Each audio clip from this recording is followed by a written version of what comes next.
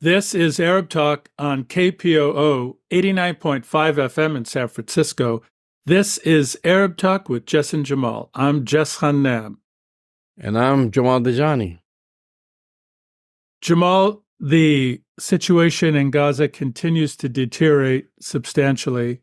According to the World Food Program, Oxfam, and the WHO, over 30% of Palestinian children are experiencing acute famine, and hundreds of Palestinian children have died from famine, acute famine, as we speak. Israel continues to deny access in an easy way for food, water, and medicine. We, in the last 24 hours, have noted that some of the shipments from Cyprus, with the help of the World Food Kitchen, have started to arrive in Gaza, but that still is not the best or most efficient way to get food into the starving 2.3 million Palestinians in Gaza. Within the fifth month, the world continues to let Israel starve Palestinians to death. The situation is grave. Palestinians continue to be killed by Israel when they try to access the food that is being brought in. The situation remains catastrophic. 31,000 Palestinians have died, and it looks like negotiations for a ceasefire will continue in Qatar today. It is a profoundly moving Ramadan for Palestinians in Gaza today, Jamal. And we have quite a number of stories to cover today, including a number of recent attacks, frankly, on the state of Israel, on the apartheid state, on Netanyahu, including English director Jonathan Glazer, who called for an end of Israel's genocidal war against Palestinians. He even renounced his Jewishness to be used in the service of co-opting the Holocaust. He's been getting a lot of pushback. We're going to be covering that. Senate Majority Leader Chuck Schumer, who is the highest-ranking Jewish American in the history of the Congress, also called on Israel to hold new elections and said that Netanyahu has lost his way. Again, tremendous backlash coming from Chuck Schumer's comments. And in another interesting story, we're going to cover all of the hoopla around trying to get rid of TikTok, Jamal. And, there's a hidden story about why people are calling for an end to TikTok. We'll be covering that. But before we get to that, we're going to talk to the Special Rapporteur, Francesca Albanese, on the situation of the human rights abuses in occupied Palestine, including Gaza. And she says that arms embargo and economic sanctions on the apartheid state is the only way to stop the genocide. It's a very profound interview. That's right. And I should add that the Special Rapporteur, Francesca Albanese, will be releasing a new report on the situation in Gaza, and that should be coming within the next few days, and we'll be able to discuss her findings. But let's watch Francesca Albanese. Muslims across the world have started observing the month of Ramadan. Yet 2.2 million Palestinians are now suffering from extreme famine in Gaza. Very little food is trickling in, and when desperate Palestinians gather to get it, they are shot at by the Israeli military. Millions of people around the globe are demonstrating in the streets, demanding a permanent ceasefire and an end to the carnage. Yet Israel and the United States, which continues to fast-track arms to it and veto United Nations Security Council resolutions calling for a ceasefire, are prolonging the agony of the Palestinians trapped in Gaza. Joining us on Arab Talk this week is Francesca Albanese. She's the Special Rapporteur on the situation of human rights in the occupied Palestinian territories. She recently stated that arms embargo and economic sanctions on Israel are the only way to stop the genocide in Gaza. Ms. Albanese is a lawyer who specializes in international law. She previously worked for a decade as a human rights expert for the United Nations, including the Office of the High Commissioner for Human Rights and the Relief and Work Agency for Palestine Refugees.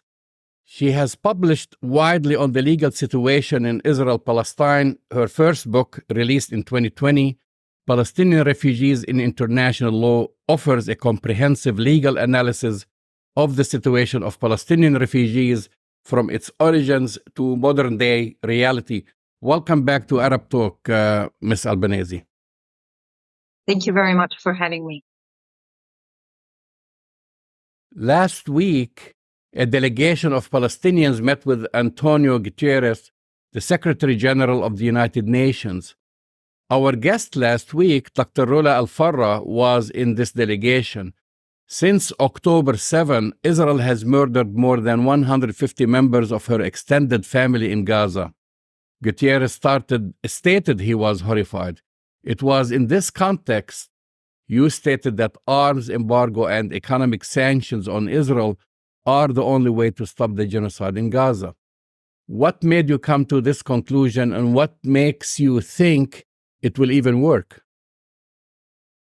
Well, I think my comment is to be read first and foremost in the context of the ICJ interim order that requested a number of measures to be taken by Israel, but they are also they also refer to obligations for member states, because under the Genocide Convention, the obligation to prevent and punish genocide is an erga omnes obligation. It's upon everyone who has knowledge and then is obliged to take effective measures to this end, to prevent genocide, first and foremost.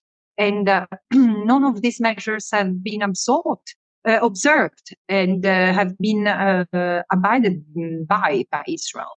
Therefore, there is no other way than exploring other measures imposed by the UN Charter itself, which are economic, political, and diplomatic measures. And first and foremost, an arms embargo, because this is what Israel is using to carry out its onslaught on Gaza.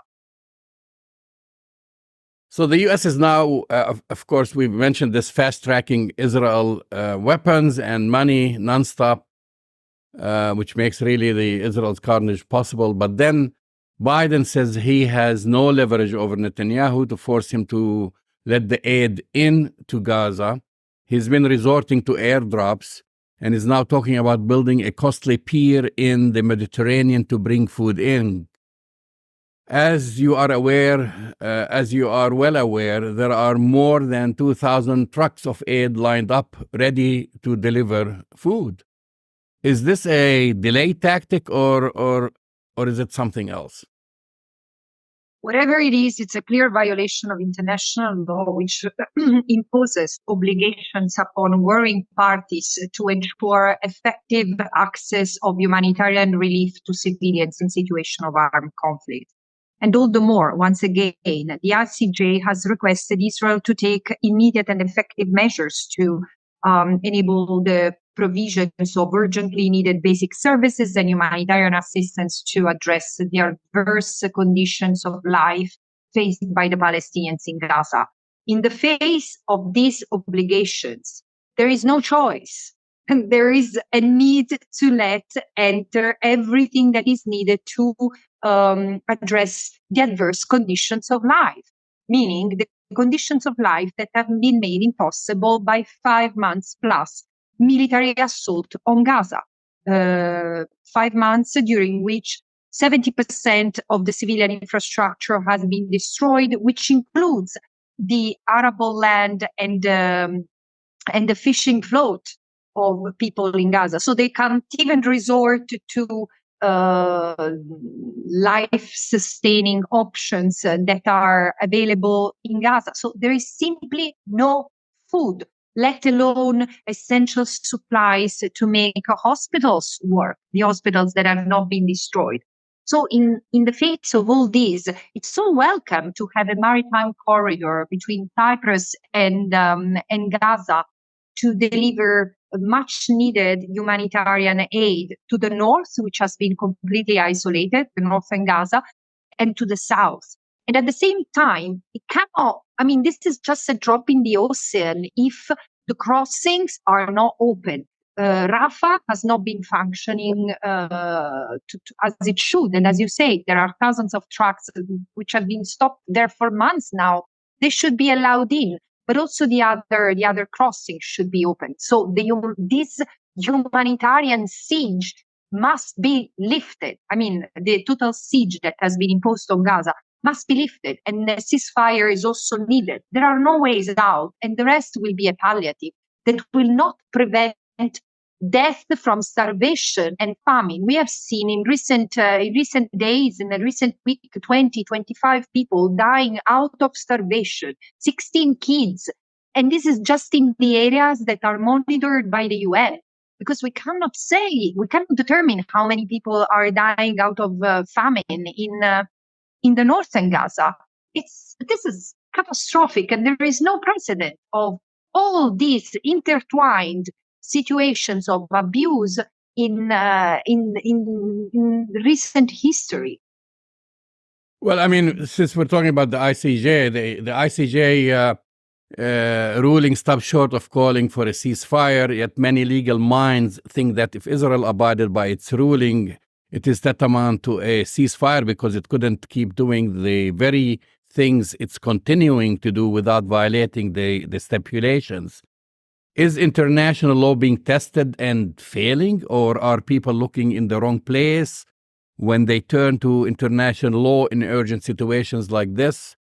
Or is the international law effective but just being selectively applied? I've said before that I don't think that the problem is with international law per se, in the sense, like Philip Sand said before advocate Philip Sand said before the ICJ, no one in the room is starry-eyed about international law. So we know it's a limit. But here, it's not even that the limits have been tested. We are beyond what even violations of international law that we are used to could lead to, because here there is a deliberate distortion of international law in order to kill people. This is my take on the situation, because Israel knows exactly what is happening. The conditions of life that are currently in Gaza are calculated. There is nothing that happens by a hazard or negligence. It's all happening within a plan. The way the strikes are carried out, the way people are attacked, including while they try to assault out of despair the convoys, because they need food, they are starving, they need to feed their kids. And even then they are killed. So I cannot say that this is just a loophole in the way international law or international mechanisms are functioning. It's a deliberate choice to misuse, to distort international law on the side of Israel. You were one of the independent experts from the Special Procedures of the United Nations Human Rights Council, who recently signed a statement expressing alarm over credible allegations of egregious human rights violations that Israel's military has perpetrated and continues to perpetrate against Palestinian women and girls in Gaza and the West Bank.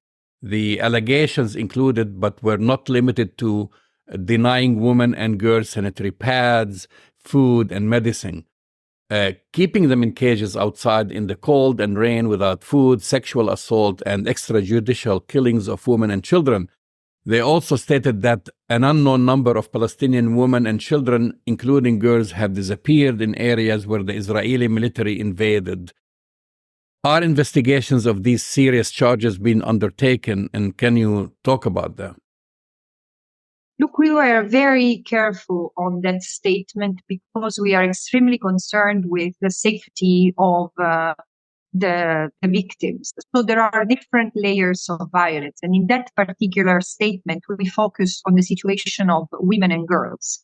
And there is, of course, the violence of the stemming from the living conditions that have been imposed on the Gaza Strip.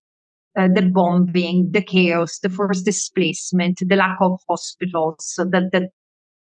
So there is a general situation of violence, but also women have been subjected to specific forms of violence like arrest and detention. And I would like to say that the level of mistreatment, torture, and abuses against Palestinians in Israeli prisons and detention centers is not new, but it's unprecedented in terms of proportion. So it's not necessarily the nature of the violation, is the scale, is how widespread they are. And they have not spared women. No, yes, indeed. There have been allegations reported to us of sexual assault and abuse cases, 2 cases of rapes.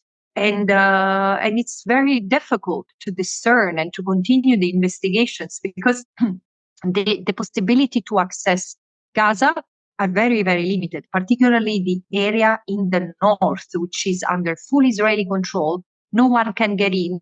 And there is also very limited way for the people in northern Gaza to communicate. Also, aside from Gaza, all eyes, of course, are on Gaza. The conditions are so horrific, yet the situation is also dire in the West Bank. There are ongoing pogroms by settlers. There are, the conditions are worsening day by day. How are you able to keep informed of what is happening on the ground since Israel refuses to allow you into any part of the country? Yes, it's been more difficult, but not impossible to get information using the usual channels. Before, for example, in Gaza, I could rely much more on a network of human rights defenders, human rights organizations. Like the main ones still have people on the ground like Al-Mezan and PCHR, but their offices have been destroyed. So for them, and also because of mobility restrictions, it's all more difficult. I do rely on information provided or validated by the United Nations, but of course I also receive allegations from victims.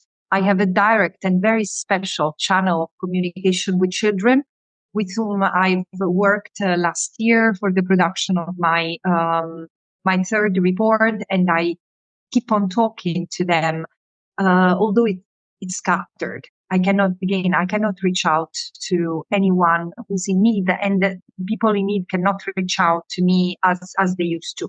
The situation is slightly different in the West Bank, where there is a different set of challenges and difficulties. There is not the level of destruction that has taken place in the Gaza Strip. At the same time, there have been heightened mobility restrictions. So even for the Palestinian human rights organizations that normally document and report violations on a daily basis and with whom I have regular contact, it has been more difficult to verify the information.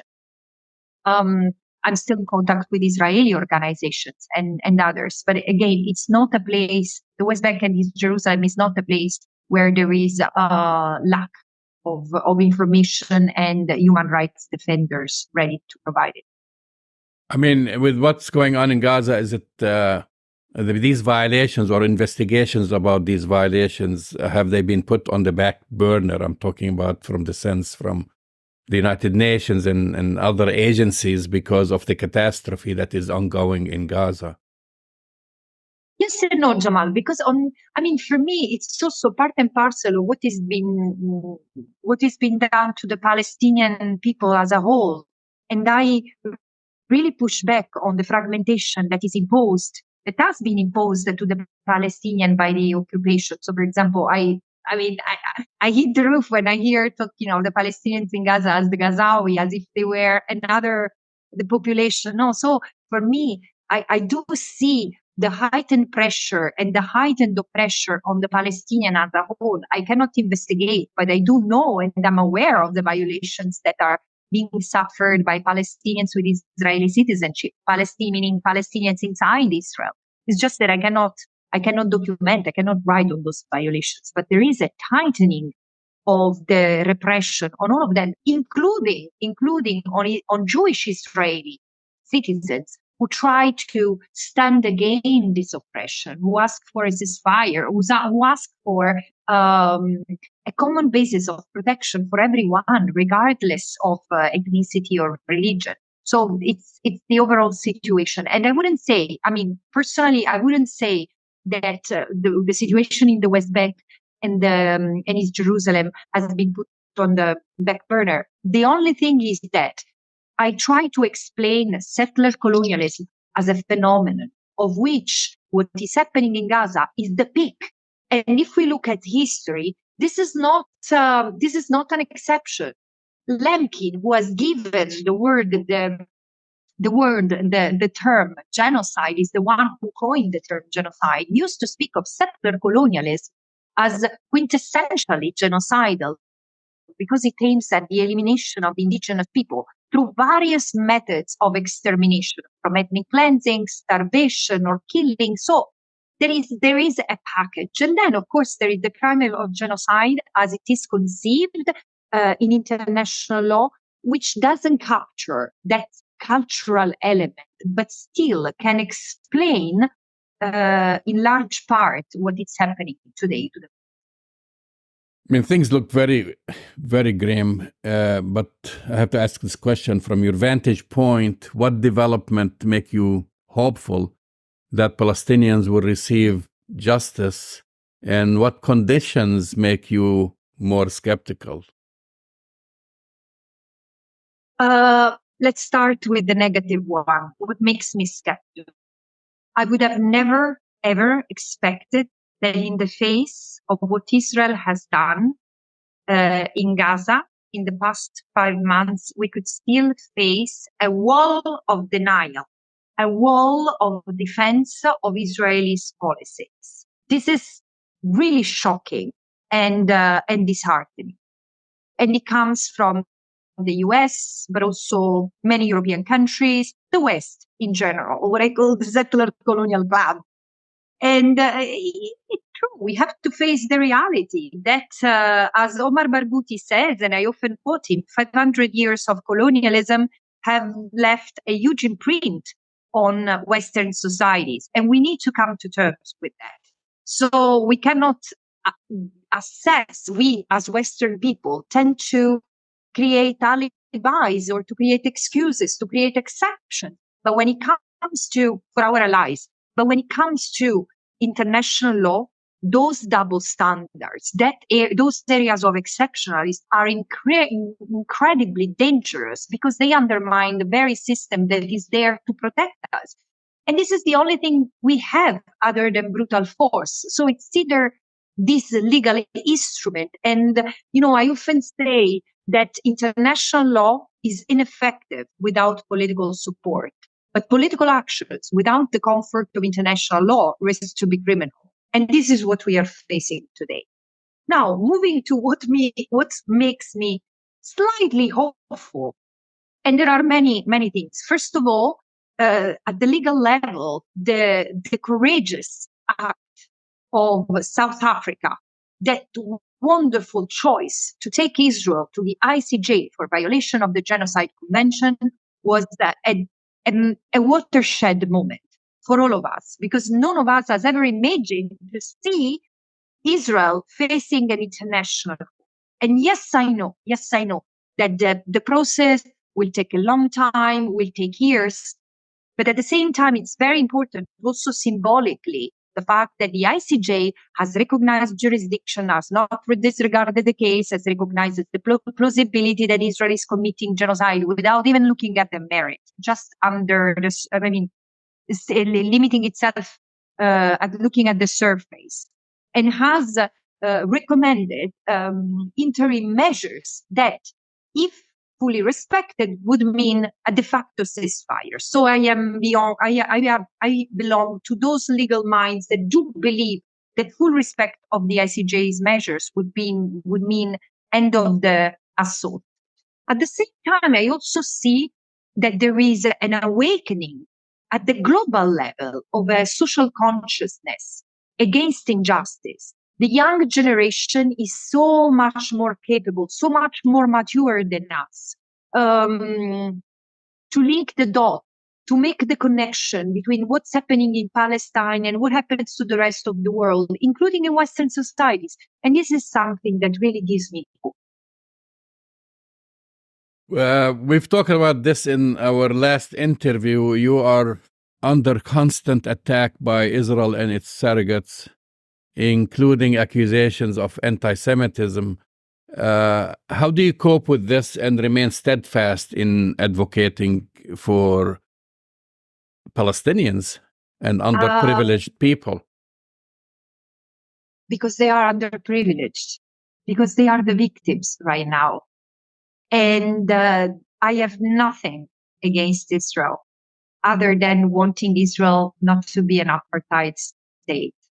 I have nothing against Israelis other than asking them to wake up and to realize what's happening in their name to the Palestinian people. I wanted it before the 7th of October, in fact. I wish there had never been a 7th of October because no one deserves what the Israelis have gone through. But again, no one deserves what the Palestinians have gone through. So this is what I have in mind all the time. I am attacked because of standing with the victims, standing on the side of justice. So frankly, it's annoying, but it's no more than an annoyance. It just, sometimes it makes me waste time because I have to deal with the criticism. But again, it's about exposing also the false morale, the double standard, the ethical relativism of primarily Western countries, which I'm happy to do. Francesca Albanese, thank you for coming on Arab Talk. Thank you very much. That's the voice and the face of Francesca Albanese, the Special Rapporteur on the situation of human rights abuses in occupied Palestine. It's a very profound analysis that she's offering, Jamal, because she's basically saying Israel doesn't listen to the world, doesn't listen to international law. It gets away literally with murder, and that the only way to pressure or to get Israel to come in line with international human rights is through economic sanctions and embargoes. She's making quite a strong statement, but frankly, she's quite right.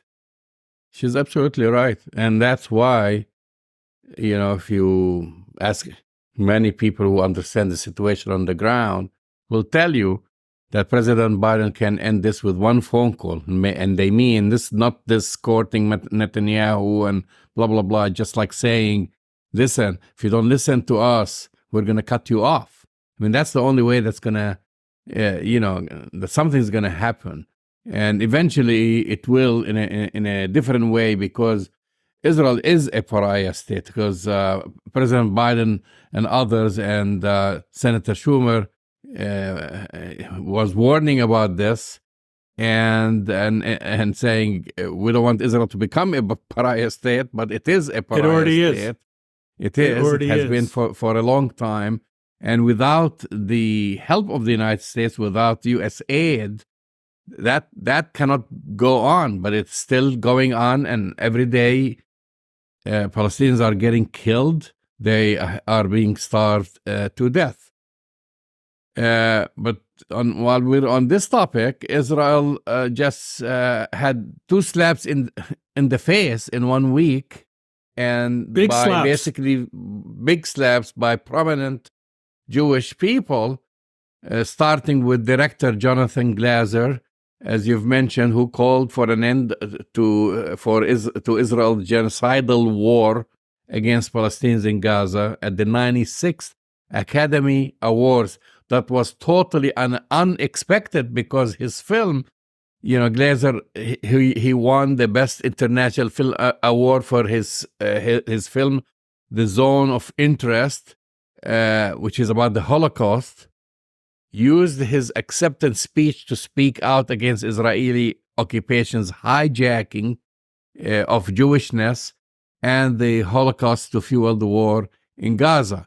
And I'm just using some of his words here, and I'm quoting, and he said, "Right now we stand here as men who refute our Jewishness and the Holocaust being hijacked by an occupation which has led to conflict for so many innocent people." And just, as we was expected, the backlash The backlash. After right. the speech went viral, I mean, you Right. can go on the internet and see that clip millions of times, not thousands of times, but millions of times on social media. Glazer received severe backlash from AIPAC, the ADL, Everybody. every single Zionist around the globe, saying that he renounced his Jewishness, which he didn't. They kind of like twisted his words, that he's a self-hating Jew, you know, the same story time and time again. He's an anti-Semite. I've seen all kinds of a traitor, a capo, using that word. And of course, millions also saw his humanity, Jess, and he was praised for being the only award recipient to speak about Who the said onslaught anything? in Gaza, and the plight of Palestinians living under Israeli occupation. Although that's the other thing is also they were complaining about is that this year's Academy Awards saw several celebrities, including singer Billie Eilish and actor Mark Ruffalo, actor Rami Youssef, Mahershala Ali, actor, all wearing the red pins in support of a ceasefire in Gaza. And meanwhile, there were demonstrators outside the Academy Awards, Right. basically chanting, Oscars, shame on you, your hands are bloody too. And, it was a big shocker. That's, I would say, slap number one. I think it was a big slap for many reasons, Jamal, and I just want to break it down briefly. One big slap, obviously, Jonathan Glazer, prominent British Jewish individual who had just won the Academy Award, won an Oscar for Best International Film. And not just any film, Jamal. This film, which is a Holocaust-era film, The Zone of Interest. But if we understand what the film is about, it's even more profound. Because the movie is about some German Nazis who live in this idyllic setting right next to a concentration camp. So while Jews are being exterminated, this Nazi Jewish family is living basically right next to it in denial about the atrocities that are being committed. It wasn't lost on anybody, Jamal, especially Jonathan Glazer, that the symbolism of his movie in relation to what's happening in Gaza right now fits almost one-to-one. Here you have Israelis living in Tel Aviv and throughout, for example, on the coast, in this so-called bubble of an idyllic setting facing the Mediterranean. And right next to them, a massacre is occurring, a genocide is occurring, a kind of modern day kind of ethnic cleansing of Palestinians right next door. And the Israelis are in complete denial about what's happening right across the street. So for Jonathan Glazer to say what he said, renouncing this and renouncing the hijacking of the Holocaust, to kind of engage in a modern day genocide and ethnic cleansing of Palestinians in Gaza was very profound by virtue of the fact of the film itself, Jamal, which speaks to the modern day equivalent of what Nazis did living right next to a concentration camp. It's very compelling. Very compelling, very powerful. And so the next slap came from Senator Majority Leader Chuck Schumer on Thursday, who called on Israel to hold new elections, saying that he believes Israeli Prime Minister Benjamin Netanyahu has lost his way and is an obstacle to peace in the region, of course, amid the growing humanitarian crisis in Gaza. Just Schumer, the first Jewish majority leader in the Senate and the highest-ranking Jewish official in the U.S., basically went 180 degrees on Netanyahu and gave a 40-minute speech on Thursday morning on the Senate floor, And he went on to say that, the prime minister has put himself in a coalition of far-right extremists, naming Ben-Gvir and Smotrich. And as a result, he has been too willing to tolerate the civilian toll in Gaza, which is pushing support for Israel worldwide to historic lows. Israel cannot survive. That's what we talked about this earlier. He says, Israel cannot survive if it becomes a pariah. Well, and later on, it already is a pariah. But yeah, it is. But later on, they went to Biden to ask him, "What do you think about this?" And he said, "Biden, well, he agreed with Schumer. He said it was a good speech." Yeah, and he said it was a good. Well, speech. yeah, he said he was a good speech. But remember, Schumer is a vehement supporter of Israel. I mean, for a year, he has positioned himself as a strong ally, not only of Israel, but for every Israeli government, including Netanyahu. Visiting the country basically several times a year. He also visited Netanyahu also, like Biden after October 7, and just to basically, flip on Netanyahu, but just like that on a dime, that's a big deal. Yeah, but honestly, Jamal, I don't think it's that big of a deal. And can I tell you why?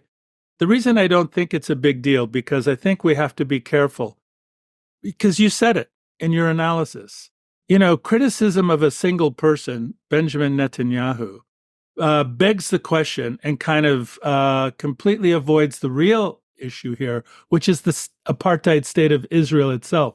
Because you said it, Schumer and Biden, who are gaslighting the entire world, by the way, by continuing to send bombs that are killing Palestinians, continuing to let the starvation of Palestinians happen on every single day. They're not condemning the apartheid state, Jamal. They're saying, oh, because of Netanyahu, we're worried that Israel is going to be a pariah state. Hey, listen, Netanyahu is not the problem. He is the symptom of the problem. It's an apartheid state. It's involved in genocide. It's involved in ethnic cleansing. It's a settler colonial project. And it's being supported by President Biden and the Congress and Chuck Schumer. So to say, oh, Netanyahu is the problem, really is a lot of political gaslighting, I think, because it takes us away from the reality of what the apartheid state of Israel is. As if, Jamal, if we get rid of Netanyahu, everything will be better. Does anybody really believe that? No, you're correct about this. I think it's also a selfish reason, because they want to distance themselves from genocidal Netanyahu. Who wants to be connected to someone like Netanyahu? Because they know his end is near, and he's not going to, it's not, the world is not going to be generous to him. Let's put it this way. And now they want to distance themselves, starting with Schumer. He also has his own political ambition right here in the United States. And he's seeing on a daily basis the millions of people who are basically going out in the streets and demonstrating, and people who pretty much interrupt every single politician who supported the genocide, whether it's the President of the United States, VP Kamala Harris, congressmen, senators. You see that? I see videos of this on a daily basis. People are questioned and challenged about this issue. And it is also unpopular with a large number of Jewish voters in this country who reject what Israel has been doing. So he had to make a choice. Is he going to hitch his wagon to Netanyahu till the end, seeing 30,000 people getting massacred and the entire world is turning against Israel? Or is he going to kind of move either to the center or a little bit to the left and say, I reject that, but I do support the state of Israel? And also they want to see the survival of the state of Israel, because he said, I'm I'm an ardent supporter of the state of Israel. And of course, they'd rather not see someone like Netanyahu, rather maybe replace him with Gantz or whatever, just kind of, But Jamal, how good was it for Palestinians when you had the so-called peacenik camp, like it was no different. Like Peres, when he was prime minister. It's all window dressing, Jamal. You and I know this. We've been talking about it for decades. The reality is, it kind of doesn't matter who the prime minister is of the apartheid state. It's just different window dressings. It's different flavors of the same flavor of apartheid. And I think it's just politically expedient for Schumer. It's politically expedient for Joe Biden and for Kamala Harris. And some of the politicians most politicians who've been supporting Israel unquestionably for so many years now, they see the writing on the wall. But let's not fool ourselves, Jamal. Biden and Harris and the Congress continue to support the ethnic cleansing and the genocide of Palestinians every day. We said it earlier today. Biden, with one phone call, could not only get a ceasefire, but could demand that aid come in through the land routes from Kerem Shalom or from Rafah. But that's not happening. So we have this inefficient docking of ships, bringing in food, which is good, but nowhere near is going to be able to close the gap on the acute famine that Palestinians are experiencing now. So it's kind of BS. It's political theater. It's performative. People are making a big deal about this, about Schumer saying this. But frankly, Jamal, Schumer loves Israel. He's going to continue to support Israel. He's going to continue to support funding of Israel, even though they continue ethnic cleansing and genocide in Palestine. Okay, so let's be real about it. I don't really give Schumer or Biden that much credit, to be honest. I agree with you. With one exception, is that Netanyahu has become a liability. That's politically, that's the difference. Yeah. He's a political liability to Schumer basically Biden. Yeah, but by the way, Jamal, and I know you read this, but I'll just say it. Some of the political analysis in Tel Aviv said that the Schumer talk actually helped Netanyahu. So moving on to our next story, Jess, the House of Representatives passed legislation giving TikTok basically two choices. Find a buyer, and preferably an American buyer, or face nationwide ban in the U.S. And President Biden has indicated he would sign the law, but first it must clear the Senate, where it faces an uncertain future. This has been going on for a while, but somehow just it has accelerated in the past few days, calls for the ban on TikToks. And so what is the difference, in your opinion, this time? Well, Jamal, I think the difference, if we scratch below the surface just a little bit, what is it about TikTok that is freaking everybody out?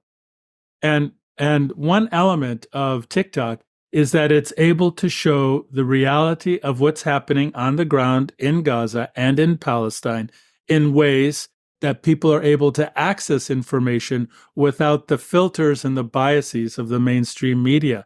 And it, frankly, is freaking a lot of people out, a lot of AIPAC supporters, a lot of pro-Israel supporters. TikTok, if you look at it in terms of the content showing the genocide in Palestine and what's happening in Gaza, is very deep and very profound. So to me, why aren't they calling a ban for Instagram or for Facebook? Or what is it about TikTok that is freaking everybody out? Seems kind of obvious to me. What do you think? So you don't think it's about China spying on the United States, which I find it a little bit ludicrous. Because if they want to spy, and I believe China spies on the United States. I believe but Russia they do anyways, on the Jamal. United States. I believe Israel spies on the United States. But they don't need a TikTok to spy on the United States. And No. and you hit the nail on the head. So here is basically the director of the ADL, the pro-Israel lobby, Jonathan Greenblatt, who said in a leaked phone call, we really have a TikTok problem in the U.S. So the Anti-Defamation League CEO was speaking about the difficulty basically in controlling the narrative for young people. And I want to quote from what his own words. This is recently has been leaked. Although he said similar things on MSNBC about a month ago. And he says, but I also want to point out that we have a major generational problem. All the polling that I've seen, ADL's polling, ICC's polling, independent polling, suggests that it is not a left or a right gap, folks. The issue in the United States, support for Israel, is not left and right. It is young and old, and the numbers of young people who think that Hamas's, massacre was justified is shockingly and terrifyingly high. And so we really have a TikTok problem, a Gen Z problem, that our community needs to put the same brains that gave us, I couldn't hear that, Tagley or something like this, the same brain that gave us all these other amazing innovations, need to put our energy toward this like fast. Because again, like we've been chasing this left-right divide, it's the wrong game. The real game is the next generation, and the Hamas and their accomplices, the useful idiots in the West, are falling in line in ways that are terrifying. Those are the words of Greenblatt, basically blowing the alarm whistle, just warning about TikTok and losing. And he thinks that this is how the lobby is losing Gen Z and the young people. Well, here's the difference, United Jamal. States. Yeah, and they're freaking out because young people get news unfiltered. Young people understand what's happening in Palestine. They're not being biased by the mainstream media and other print media, which is deeply biased, as we all know. But for me, the more important thing is like, and you said it and I said it. This is not about spying. China spies, Israel spies on the United States, and it's not about TikTok. But the difference is, for example, with Facebook and Instagram, here's the difference. They've been slamming and shutting down pro-Palestinian accounts, pro-Palestine accounts on Facebook and Instagram every single day. We hear about it all the time. Pro-Palestine content is being moderated, is being throttled, and accounts are being shut down. They haven't been able to do that on TikTok yet, Jamal. So that's why they want to go after TikTok. They want Mnuchin, the former Treasury Secretary under Donald Trump, is putting together a group of investors to buy TikTok, theoretically. And you know what'll happen. They're going to start throttling, controlling, and denying access to the content that people want. And I hate to say this, Jamal, but Jonathan Greenblatt is probably right about one thing. The next generation sees Israel for what it is, a pariah apartheid state. And they have every reason to be concerned because people see the reality of Israel, not through the Hasbara eyes, but through the eyes of reality that these younger generation people are able to see. So you'll never hear me say that again, but I think Jonathan Greenblatt is right about that part. You've been listening to Arab Talk on KPOO San Francisco, 89.5 FM. Go to our website, Arab Talk Radio, to download the latest shows, and we'll talk to you next week. See you next week.